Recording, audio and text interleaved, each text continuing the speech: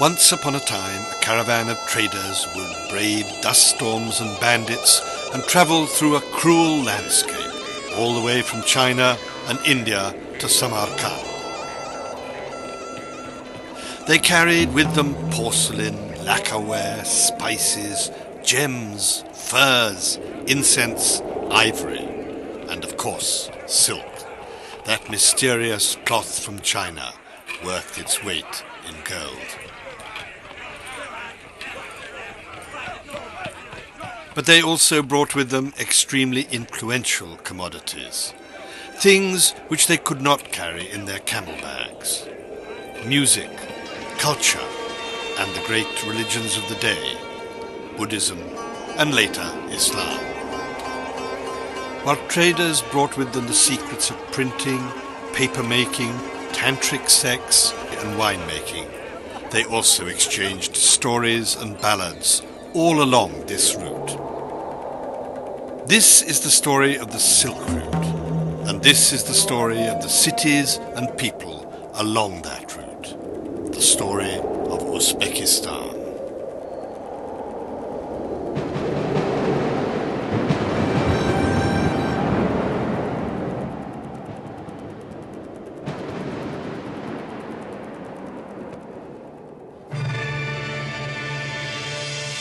Uzbekistan once again saw new light in September 1991, when it broke its umbilical cord with the Soviet Union, ushering in a new era of hopes, dreams, and ambitions.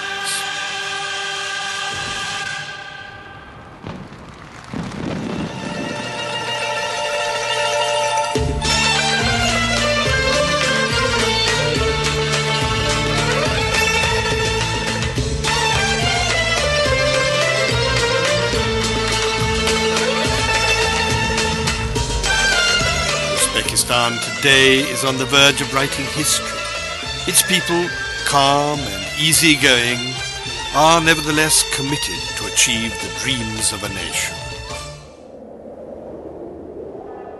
For centuries, Uzbekistan has been at a geographic and cultural crossroads, where some influences were absorbed and others rebuffed. The landscape is a collage of the ancient and the modern, colours and cultures, the bright sun and flashing gold teeth.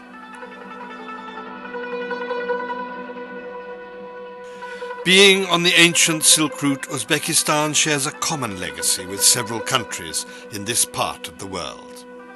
However, it continues to build on the relationships conceived on common grounds with countries like India too. In fact, it would be wrong to base India's relationship with Uzbekistan merely on the grounds that Babur, the founder of the Mughal dynasty in India, was born in Uzbekistan. The traces of common ground between Indian and Uzbek civilization can surprise many.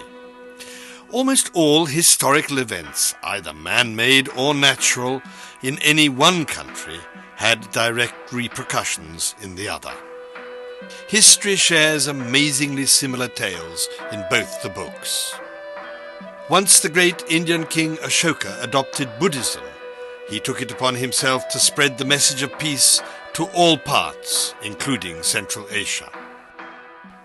In 329 BC, history chronicles Alexander's conquest of Samarkand, and 3 years later, the great invader's army was knocking on the doors of India's borders.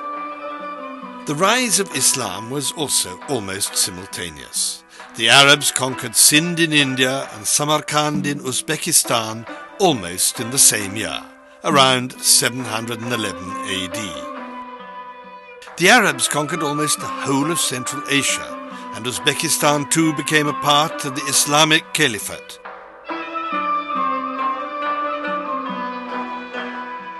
In India, however, the Arab conquest was soon reversed. The introduction of Islam came much later, almost 200 years. When the recently converted Muslim Turks came, they had an impact on the religious, political and cultural order of India. Karavani Вот в городах Бухара, Самарканд, Хива, Термез, Шаш, они встречались, караваны с севера, с юга, с запада, с востока. Значит, караваны из Индии, караваны из Китая, караваны из арабских стран.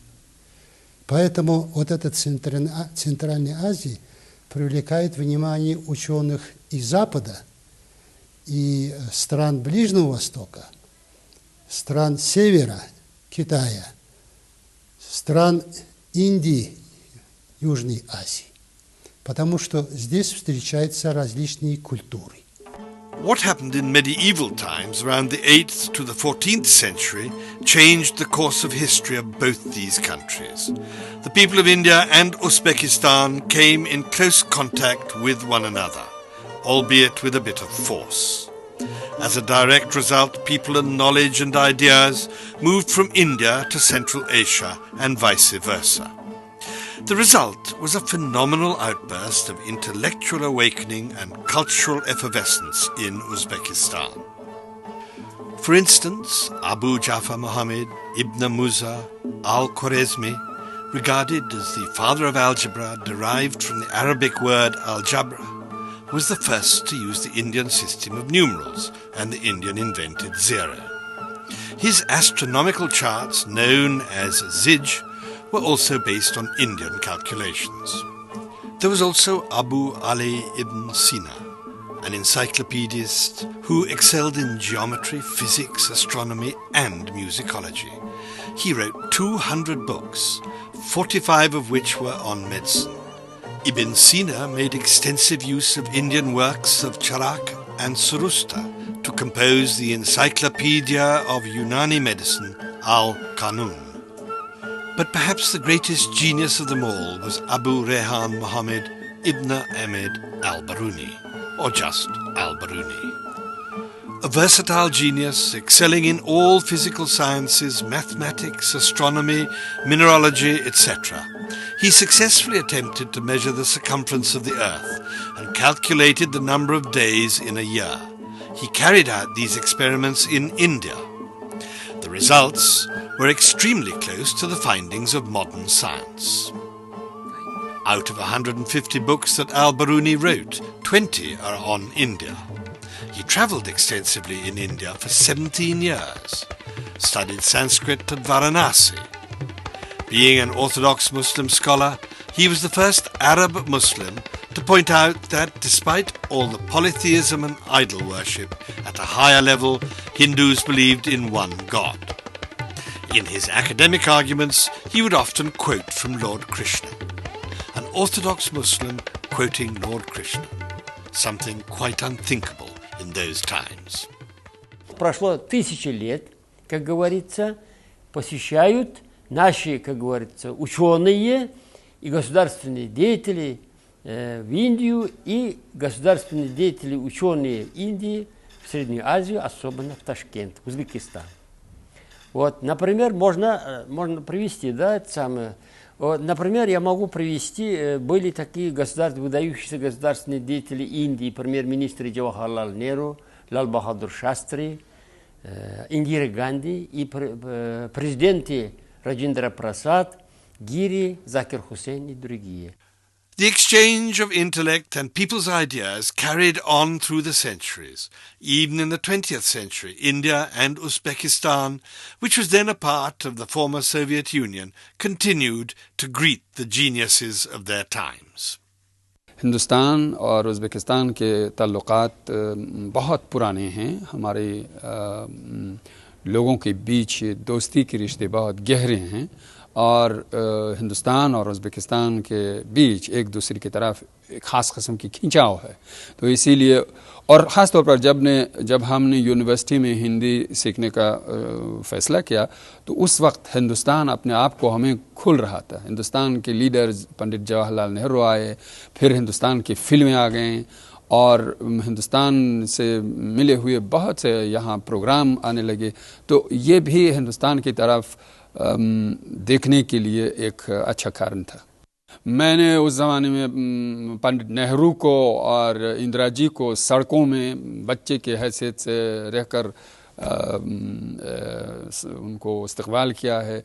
फिर बाद में जब शास्त्री जी आए Tashkent conference के लिए, तो उस वक्त हम अब ग्रेजुएट हो चुके थे और हम इंडियन डेलीगेशन से हमने काम किया है, उसके साथ इंटरप्रिटेशन में और वगैरह वगैरह में उसकी मदद की है।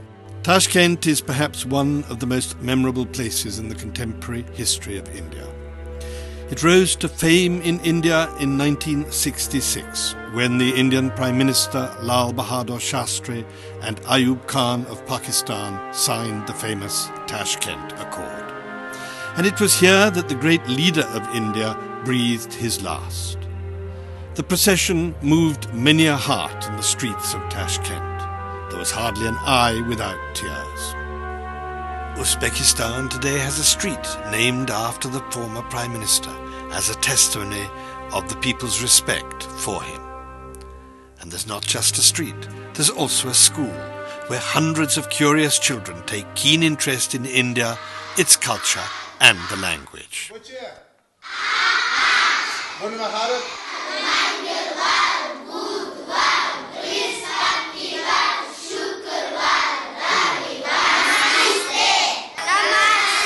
उज़्बेक लोगों के जितने विदेशी भाषाएं हैं, चाहे वो अंग्रेज़ी है, जर्मनी है, वो जापान की, चीन के हैं, मगर हमारे लिए और ख़ास तौर से मेरे लिए दुनिया की सबसे सुंदर, सबसे मधुर भाषा ये हिंदी भाषा है.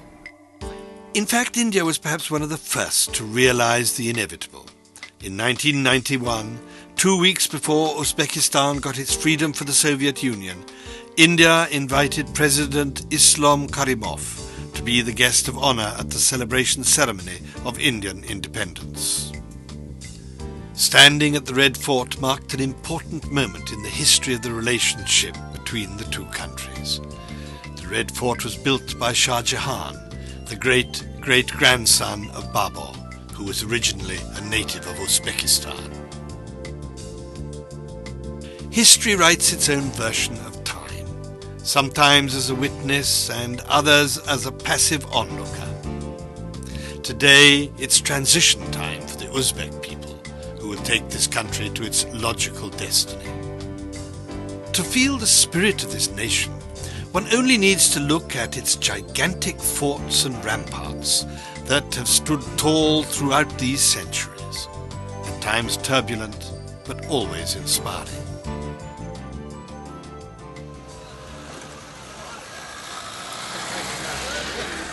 Perhaps no city is so evocative of the memories of the Silk Route as Samarkand.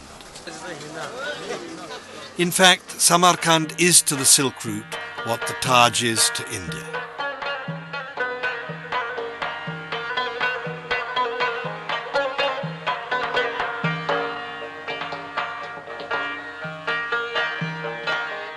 Travellers today, like the ones before them, have been awestruck by its art and architecture.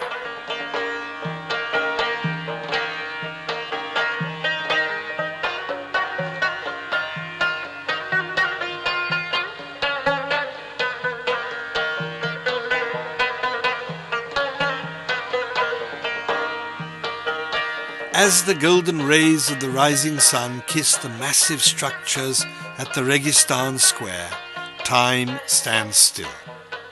Easily the most awesome sight of Central Asia, the three main structures stand unaware of the number of generations they have nurtured.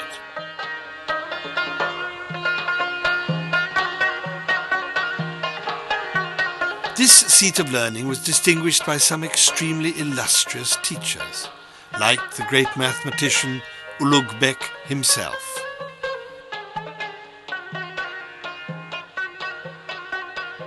One of the most striking motifs on the giant monument is the decoration of animal forms like the tiger and the deer.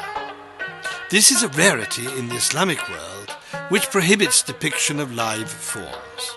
However, those were the times when intellectuals looked beyond any diktat to communicate their ideas.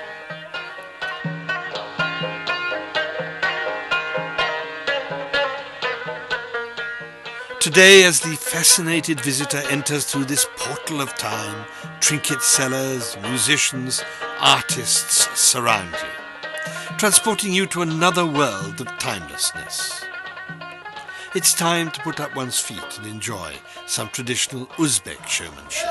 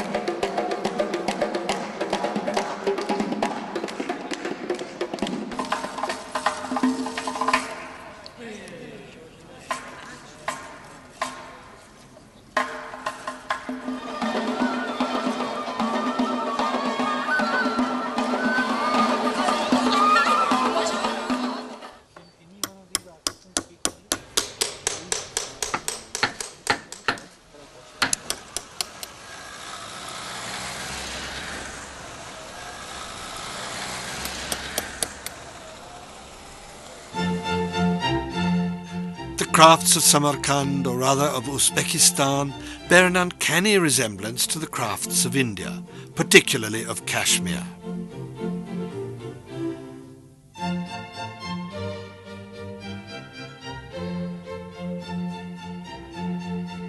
While many put this similarity down to the exchange of ideas between travellers and traders, there's also a story lesser known to the world. Apparently, Zain ul-Abidin, popularly known as Badshah, one of the greatest kings to have ruled Kashmir, spent more than 7 years of his formative age in Samarkand. An exceptionally talented man, he learnt many a craft from Samarkand and brought this newly acquired knowledge to India.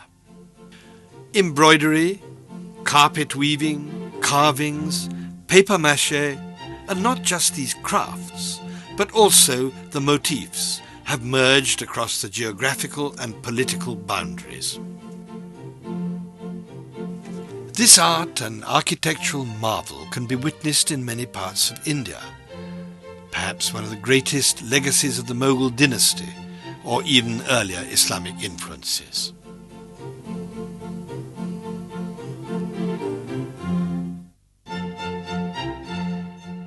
And almost all of this influence came from this part of Central Asia.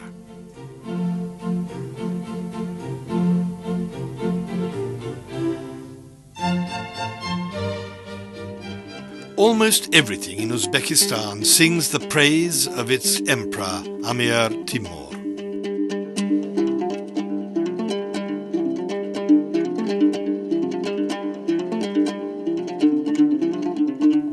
At Samarkand, his mausoleum has a quaint tranquility about it. He rests here at the mausoleum he himself built for his favourite grandson, who died at an early age. The eerie atmosphere inside the tomb houses not just the Amir, but also his 2 sons and 2 grandsons, including the famous Ulugh Bek.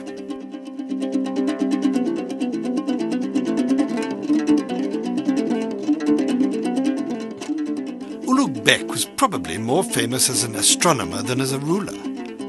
His legendary observatory at Samarkand lies in ruins. But he had inspired many, including Jai Singh's Jantar Mantar at Jaipur.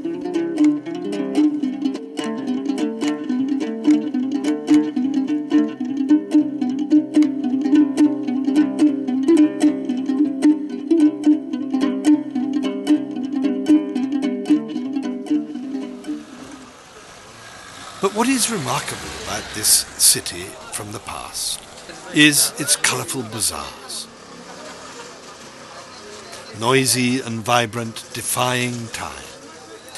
It looks as though nothing has changed here for more than 1,000 years, as though time forgot this buzzing centre of life.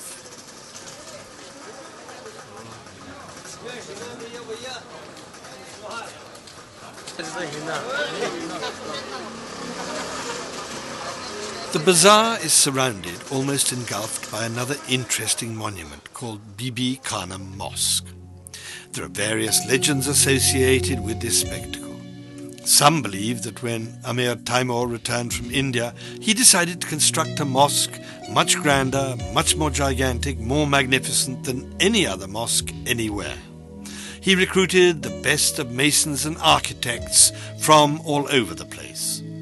But he was never impressed by the height or grandeur of this structure.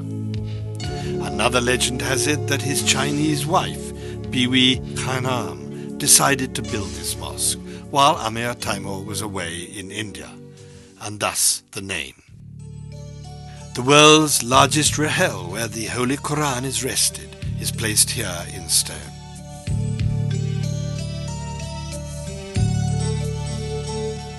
Another interesting site in this historical city is Afrasiab, where frescoes dating back to the 7th century AD have been found. These scenes depict the local rulers in a more relaxed mood. These were the pre-Arab times and reflect on those pre-Islamic days. The concoction of different religions is clearly visible here, with impressions of Islam surpassing all others.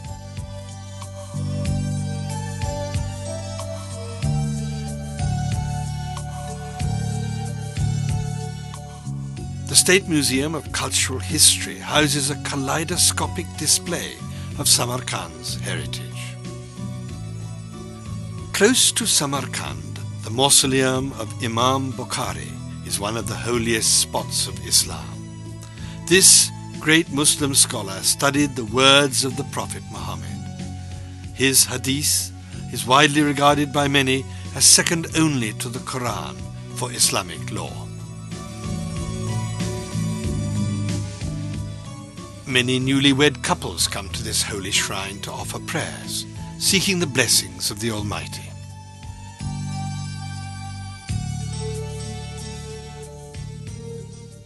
The route from Samarkand to Bukhara will always fascinate a traveller. For thousands of years, travellers from China and India have traversed this route in search of greater markets.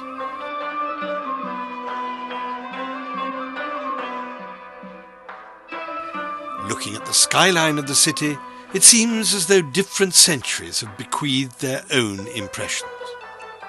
Today there's an air of tranquility over this holiest city of Central Asia, which has seen many a battle. Most of the centre is an architectural preserve. Madrasas, massive mosques and the vast decaying fort lie silently echoing their stories. A surprising replica of its Indian counterpart, the Charminar of Bukhara, once used to be a madrasa. Those teachers and students have gone, but this restored monument still raises questions about how two monuments could be so similar. Perhaps the designs also travelled with the traders. However, the most striking monument of Bukhara is the Kalon minaret of the 12th century. When it was built, it was supposed to be the tallest structure in Central Asia. At 47 meters, its architectural wonder has survived the worst of earthquakes and ravages of the raiders.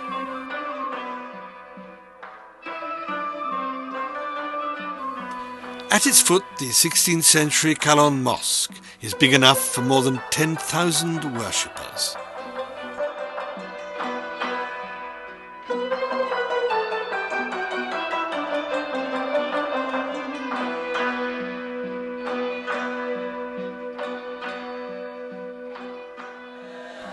Right opposite the mosque is the Mir-e-Arab Madrasa. It was Central Asia's only functioning madrasa in the Soviet times.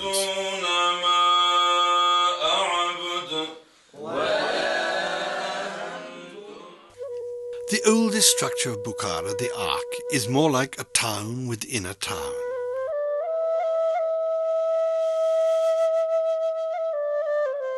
It's an open museum under the sky.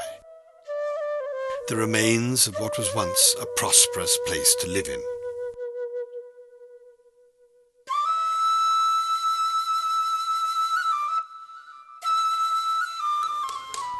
Although it's now in ruins, several enterprising craftsmen entice visitors with their craft, like anywhere else in the world. Another 10th century monument of Bukhara is an elegant structure called the Mausoleum of Ismail Samani. The delicately baked terracotta work gradually changes its personality as the shadows shift. Interestingly, though the monument dates from the early Islamic times, the building bears Zoroastrian symbols, such as circles set in squares, symbolizing eternity.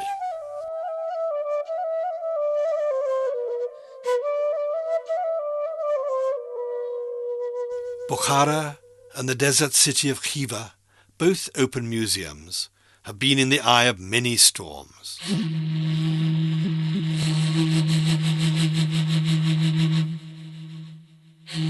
The shackles of the chains still echo in the ears of the visitors to the ancient city of Khiva.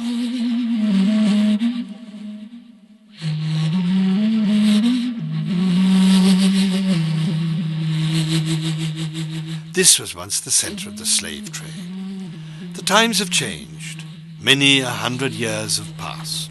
But it's impossible to ignore the gruesome history of Khiva. What fascinates one at the city of Khiva is the kind of detail architects used to give to their creations. Khiva's architecture added turquoise and red to the vivid spectrum of Uzbek color. These monuments here, like the ones in India, leave an amazing impression of the genius of those times. Today, these roads of Khiva look clean. But only a little imagination is needed to take one back to those barbaric days of slaves, when these streets must have been crowded, bustling and busy.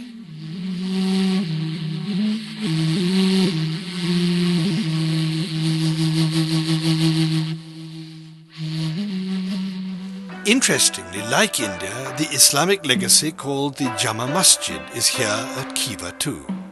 Only it's known as the Juma Masjid. Decorated by 218 finely carved pillars that supported the roof once, it forms a spectacular sight.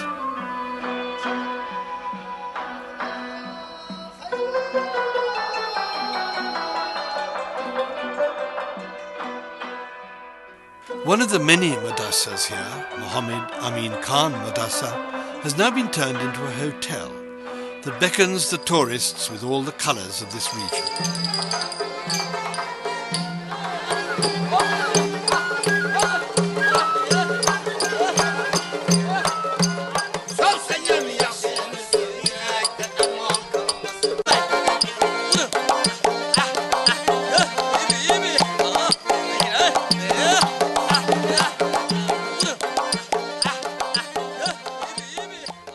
Khiva, Samarkand and Bukhara are perhaps windows to the past. They have all the necessary ingredients for a bestseller. Heroes, wars, raiders, geniuses, and the huge canvas of Uzbekistan. But that was yesterday. Today's Uzbekistan is different.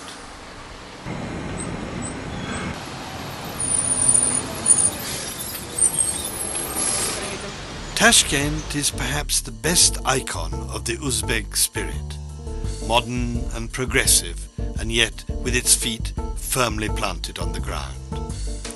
The Soviet era is over. The statue of Amir Timur has replaced Karl Marx in the central square. Fast food restaurants are handing out burgers, while the choykhanas are still crowded for their pulao, shashlik kebabs and naan.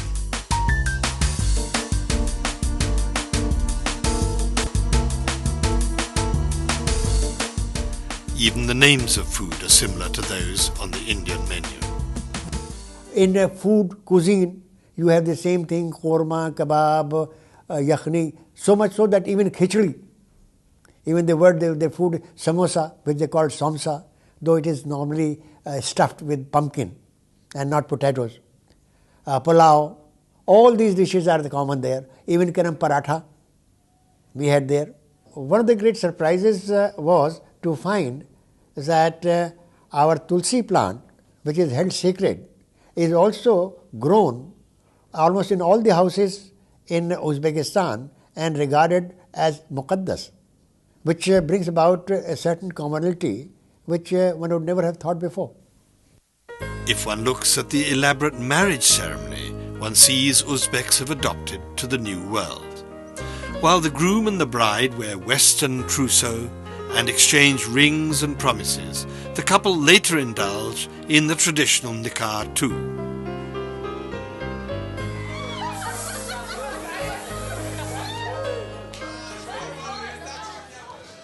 Nights in Tashkent can be exciting.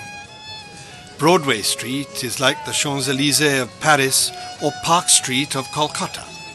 People are almost always in a carnival mood here.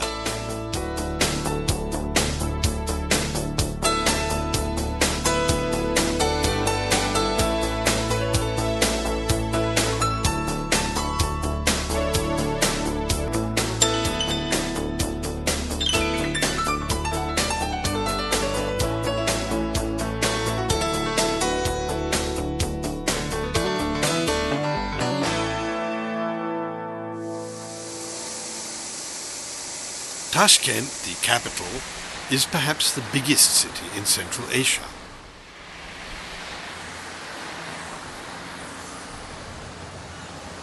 Easily the most modern of all Uzbek cities, Tashkent has a new look to it. It's more European than any of its Asian associates. And there's a reason for that. The city was completely rebuilt from rubble after the massive earthquake of 1966. The earthquake memorial monument still remembers in stone those thousands of Soviet men and women who helped rebuild the city. A clock carved in stone still reminds the people of the unearthly hour of the great tragedy.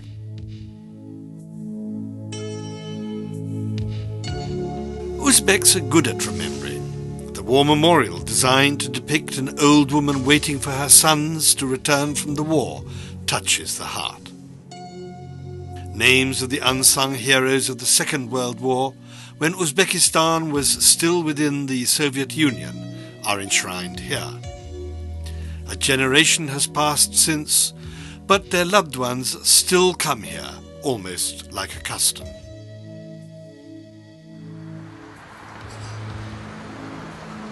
But life has moved on in Tashkent since. While the buses and trams dot the expansive streets of this city, an extremely efficient and well-decorated metro system makes travelling quite easy. Apparently, Uzbekistan has not lost its flair for lavish designs, even while designing this underground network for travellers.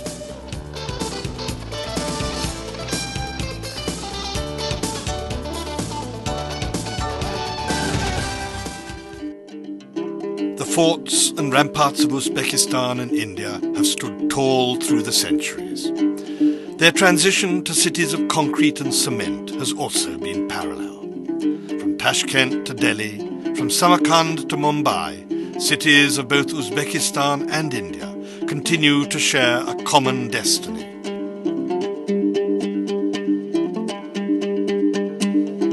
Modern bazaars, discotheques, shopping centres, business centres dot the cityscapes in both countries today.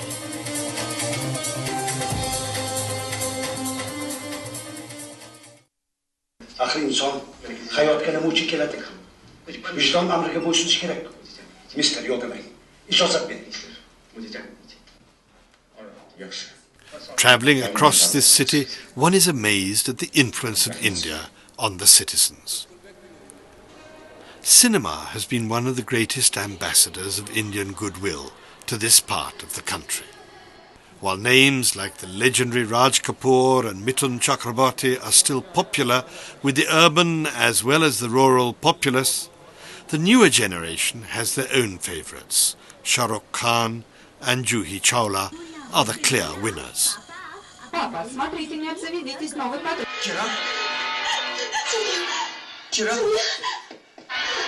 Dubbing Indian movies and television series in Uzbek language is a good business to be in. There are so many favourites, with the Ramayana and the Mahabharata being runaway successes. Shri Ramcharit Manas hamda Shri Valmikining Ramayana asari asosida suratga olingan. Begim, bir kuni erim bilan qaynimni kulbadan uzoqlashtirib, meni olib qochmagan bo'larding. Even Radio Tashkent has been broadcasting in Hindi for many decades now.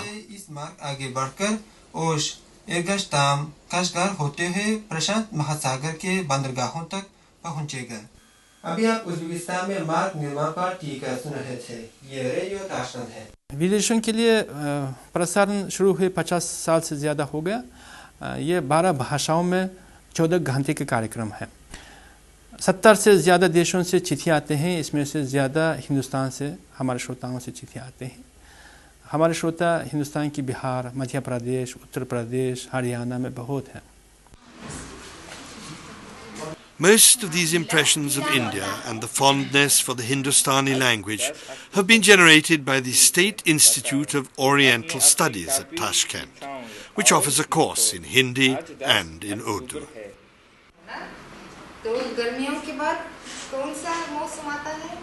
Наши студенты проходят свои языковые стажировки в индийских университетах. В университете Джавахарлала Неру, в Делийском университете, в Джамиат Исламия, Джамиат Миллия Исламия, также в Бомбейском университете. Кроме этого, еще в Ташкенте имеются 3 школы. Это 24-я школа с уклоном специализированной индийскому языку. Он носит имя Джавахарлала Неру. Эта школа была основана еще в 1957 году, а также есть еще 92-я школа, Ташкентская городская, и 44-я школа на Чиланзаре. Вот там они изучают индийский язык прям со 2 по 12 класс. The Institute buzzes with students who have taken to Indian languages and literature quite fondly. जब हम भारत गए थे तो मैंने फैसला किया कि मैं अच्छी तरह भविष्य में अच्छी तरह हिंदी सीखती हूँ और भारत जाऊँगी ज़रूर। तो अभी हम एमए में पढ़ रहे हैं, हिंदी सीख रहे हैं, उर्दू सीख रहे हैं, भारत का इतिहास, भूगोल, साहित्य सीखते हैं। उनको रविंद्रनाथ ठाकुर से लेके प्रेमचंद कृष्ण चंद्र से लेके अभी आधुनिक जैनेंद्र कुमार अगर हम लेंगे, बहुत कुछ कहना मुमकिन है। और अगर काव्य क्षेत्र को, काव्य रचना को हम लेंगे तो जयशंकर प्रसाद से तो सुमेंद्रनाथ पंत, निराला, जैसे हरिवंश राय बच्चन, महादेवी वर्मा से दिनकर जैसे बहुत बड़े कवि हैं। और मोहम्मद इकबाल, मिर्ज़ा गालिब जैसे मशहूर कवियों के कविताओं को हमारे विद्यार्थी बहुत बड़े शौक से पढ़ते हैं और जानते भी हैं। Good education and a solid economy are the foundation stones of all prosperous societies. While the economy of Uzbekistan is still in the development stage, it is making rapid strides. Like India, Uzbekistan too is an agrarian society.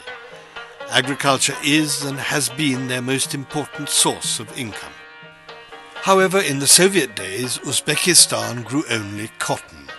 Tons and tons of this white wealth were the backbone of this region. It still is one of the most important crops here. But since independence, Uzbekistan has had to make adjustments, and make them quickly. They needed to produce their own wheat and maize and everything else they required. They've managed to make these changes really quite rapidly.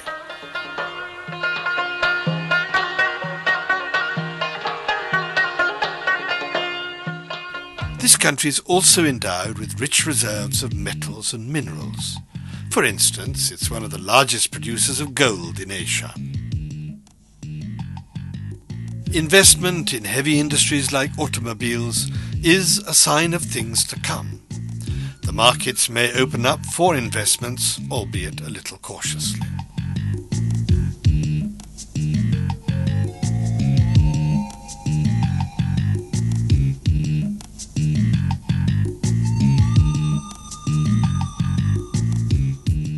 The industries involved in manufacturing Ilyushin aeroplanes are giving wings to the economy here.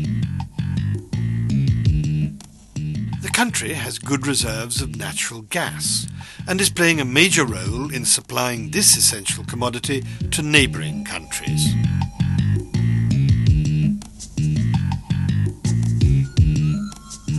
Margilan is the hub of the silk industry of Uzbekistan.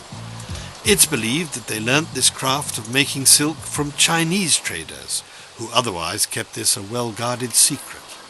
Though silk making originated in China, it came to India with the Uzbek traders.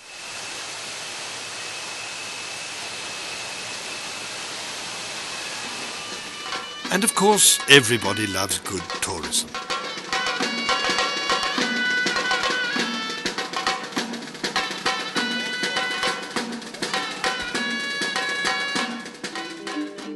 With the kind of history and cultural wealth Uzbekistan has, it has all the potential of tapping the tourist flow, which is now looking for new destinations.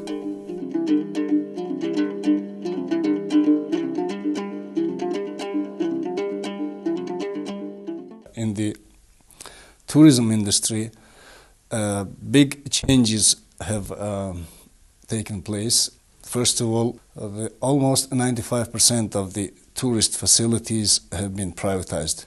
Besides, several hotels were constructed and commissioned. 3 new hotels in Tashkent, Samarkand and Bukhara were constructed and commissioned by Indian companies Tata Projects Ltd and Larsen & Toubro, and they are functioning. And I must say they are #1 hotel facilities in Samarkand and Bukhara right now.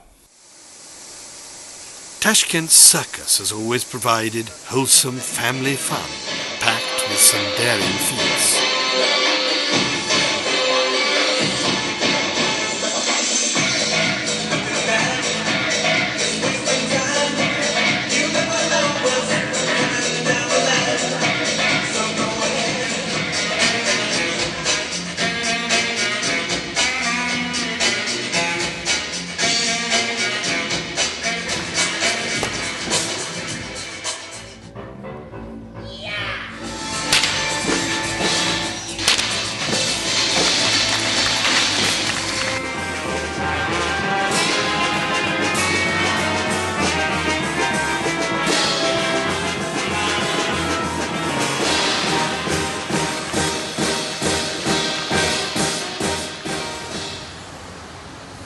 But perhaps the pièce de résistance is the Alisha Navoy Opera, a majestic building harbouring different regional artistic styles.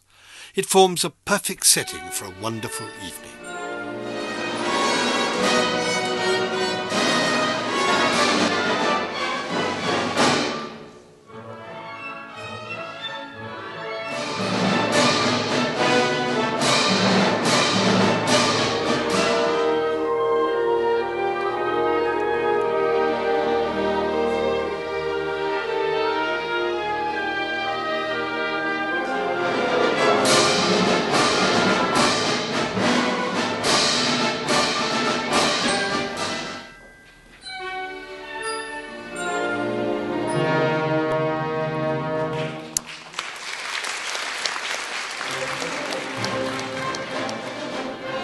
The first impression of a visit to Uzbekistan is that this country never ceases to surprise you. If the initial look of the country is that of desert landscapes with a lot of dusty roads and monuments, it's true, but not entirely. The eastern part of Uzbekistan, known as the Fergana Valley, is one of the most fertile patches of land in Central Asia. The mountains that surround Fergana are so far away that one wonders often why it's called a valley. But the beautiful landscape, rich soil and excellent climate make you put aside all questions. It's not surprising then that more than a third of Uzbekistan's population lives in this green part of the country, which is in stark contrast with the rest of the desert-like regions.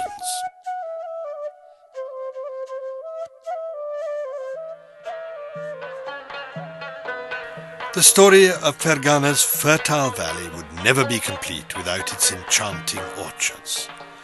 Fergana's fruit has a widely travelled reputation, and legend has it that the Emperor Jahangir of India would spend a lot of effort and money just to get this fruit all the way to India for his palate.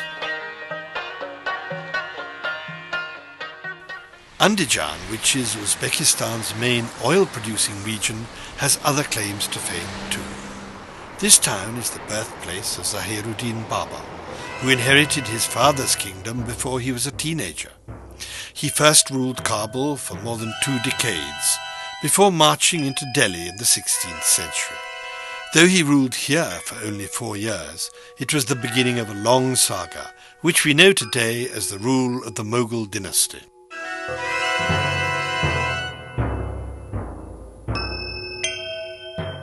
Мы больше стали еще понимать и интересоваться Индией через великого Бабура, который родился в Узбекистане. И великий его Бабурнаме, который он написал так, он завершил в Индию. В основном и написал в Индию, и завершил в Индию. 25-26 годы он по просьбе отдельных представителей Индии так делает поход в сторону Индии.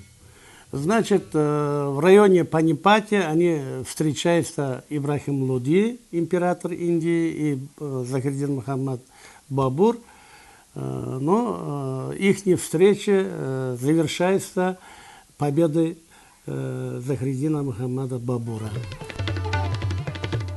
Beside Baba, another great bridging legend between the two countries was Amir Khusro, a Sufi and a poet extraordinary. His ancestors too came from Sher-e-Sabz of Uzbekistan. One of the great legendary figure in India, Indian cultural scene, is Amir Khusro. I mean, someone who was equally at home in the pomp and grandeur of an imperial court, right down to the village hamlet and the common people. So that his works, poetry, they are a part of the elite literature as well as of folklore. He was a great admirer of India. His ancestors were born in Sher-e-Sabz near Samarkand.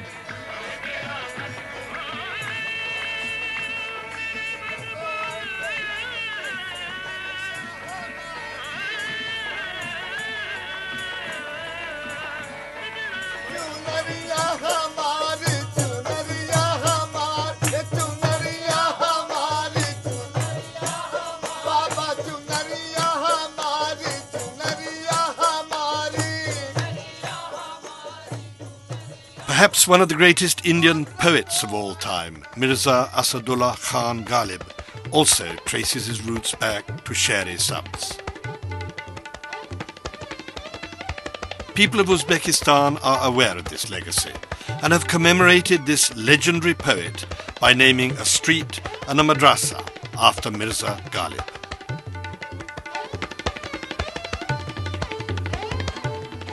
Geniuses travel as also their ideas.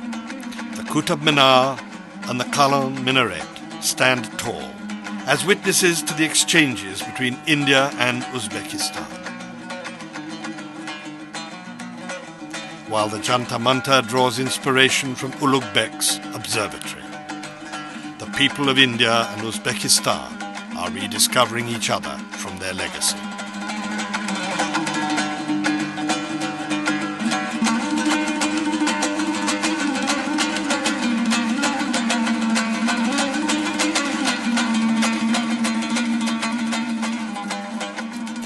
The history of Uzbekistan is what legends are made of. Marauding Mongols, invading Arabs, raiders and rulers, Khans and Amirs, and of course the Russians. There were also the traders, travellers and the geniuses. Today the lion-hearted people of this land stand poised to shape their destiny with their own vision. And the myriad images of their future are being painted right now.